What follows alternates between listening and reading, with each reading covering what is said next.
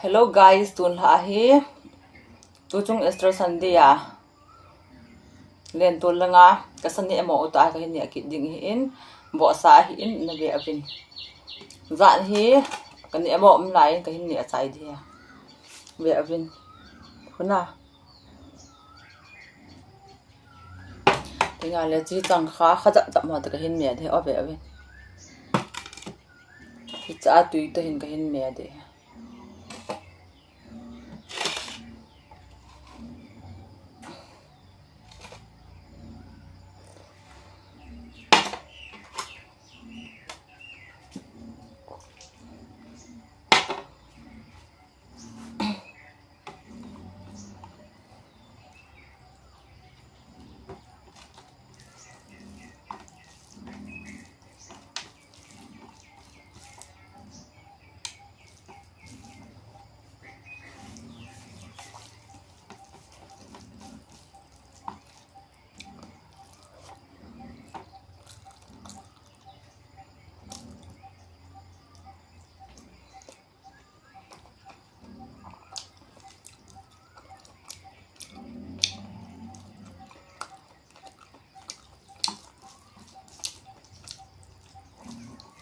tông ta ku ki khapai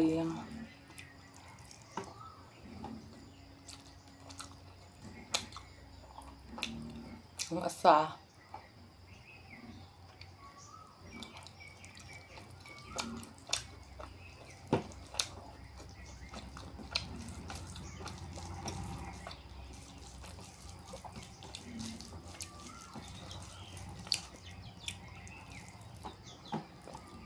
nó còn kho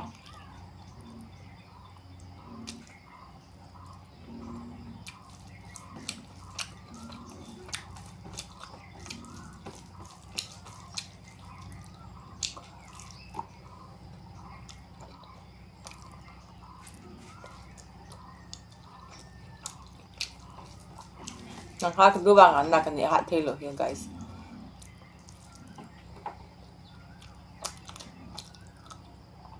ga anh em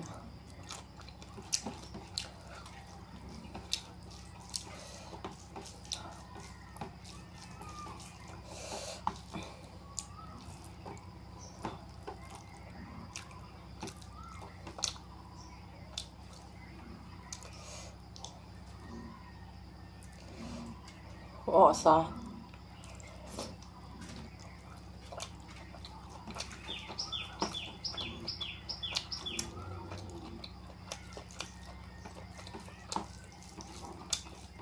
nói chung rồi phải đi stress Sunday à hum con sang cái thợ làm xây vô con ăn ngon lắm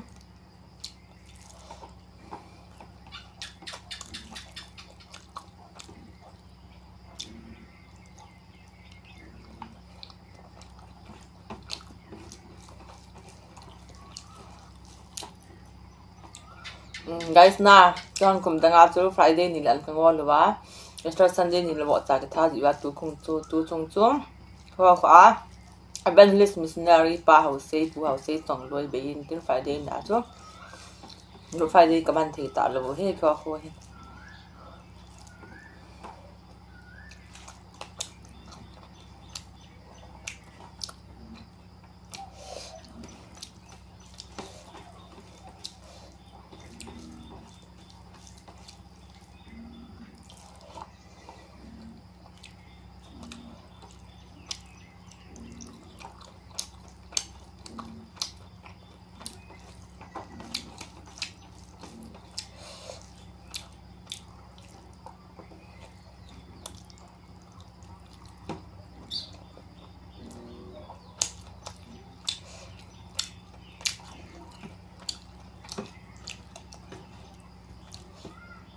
mo sai na si zo to pa ki hon he ya be phamo mo si zo to pa hon bau tu ya ha ko kan ne mo dat min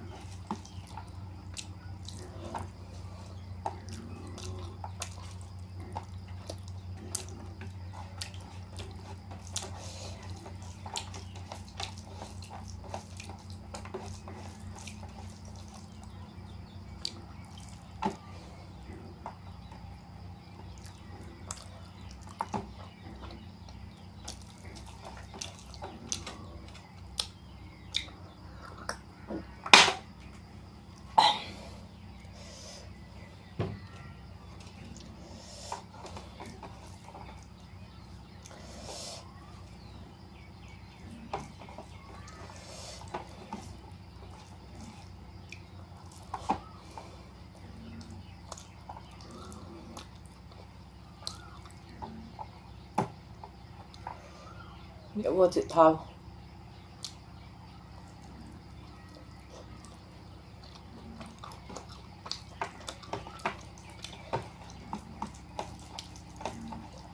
Thao thì bị băng kinh kịp dậy đấy.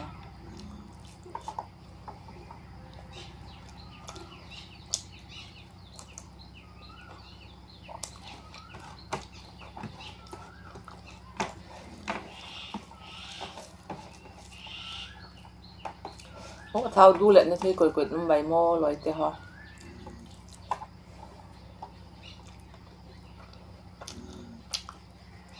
Nạ thao.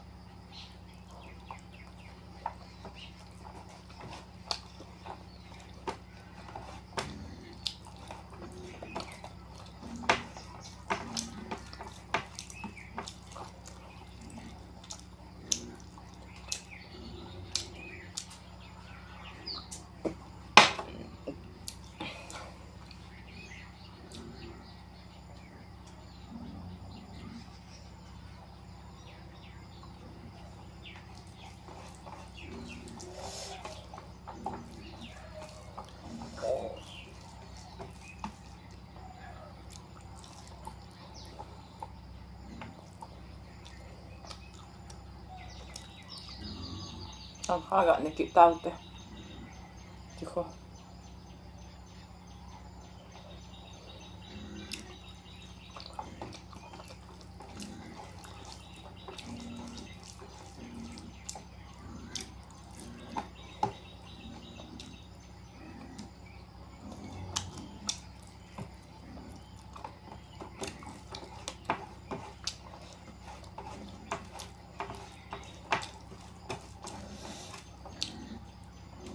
Tao hi tiap long ketiap di lo.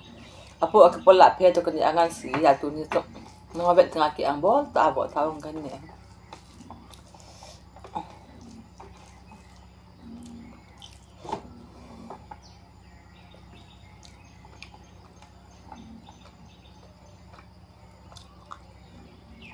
Trong con nào.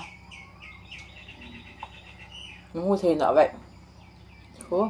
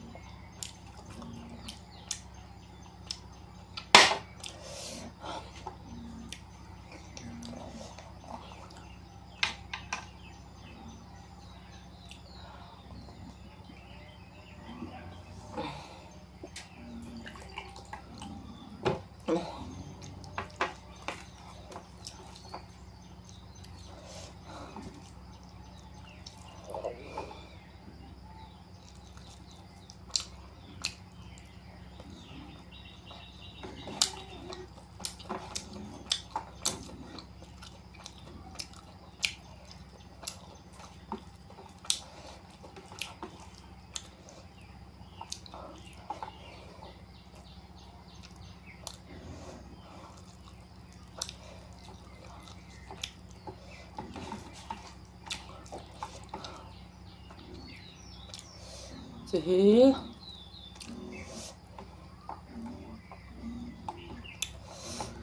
up here.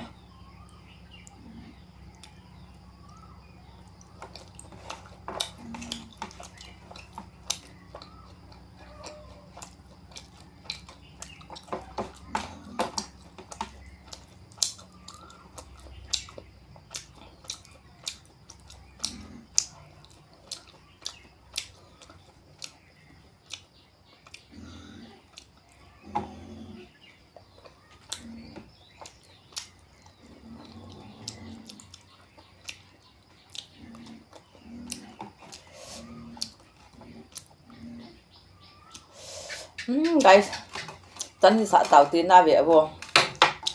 Cái vụ bề tay à. Anh em bằng chỗ bằng khả năng cần bụi thì ra độ nó lại. Về vô chứ không. Sao dặn là vụ bằng bề tạ.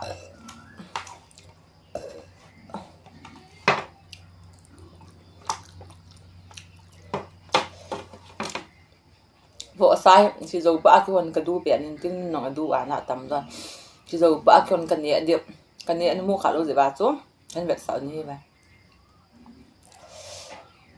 yang sel là yellow thế na thà và na hỏi ta cái cẳng hoa sang tuổi rồi hiểu